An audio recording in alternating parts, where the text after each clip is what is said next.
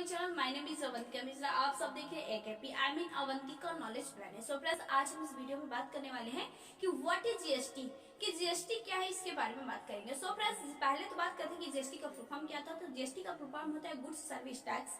ठीक है, अब हम बात करते हैं कि जीएसटी क्या है। तो जीएसटी को क्या है, इसको समझने से पहले आपको टैक्स के बारे में समझना पड़ेगा कि टैक्स कितने प्रकार के होते हैं। तो फ्रेंड्स, टैक्स दो प्रकार के होते थे।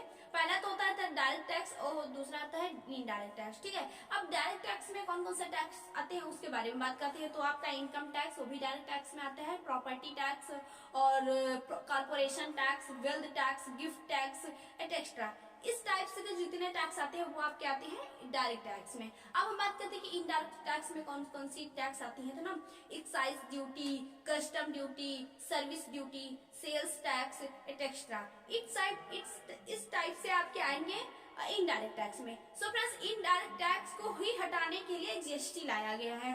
तो इनडायरेक्ट टैक्स को खत्म करने के लिए जीएसटी लाया गया है। That's why GST indirect tax के रूप में को देना है। तो जीएसटी तीन टैक्स के लोगों को दिए जाते हैं। एक तो 20 लाख से ज्यादा जिनके पास प्रॉपर्टी होती है, दूसरा इंटर स्टेट, तीसरा ऑनलाइन। अब ऑनलाइन पहली बात तो ये करते हैं कि 20 लाख की जो प्रॉपर्टी जिनके पास है उनके टैक्स लगेगा। फिर आपका बेनिफिट कितना भी हो रहा है डजंट मैटर, लेकिन आपके पास अगर 20 लाख की प्रॉपर्टी है तो आप में टैक्स लगेगा। ठीक है फ्रेंड, और हम बात करते हैं कि इंटर टैक्स मतलब इंटर स्टेट टैक्स क्या होता है। तो इंटर स्टेट का होता है जैसे कि इंटर स्टेट जो होता है, तो इंटर स्टेट में मतलब ये हुआ कि एक स्टेट से दूसरे स्टेट में ट्रांसफर करना, जब माल ट्रांसफर होता है तब टैक्स लगता है।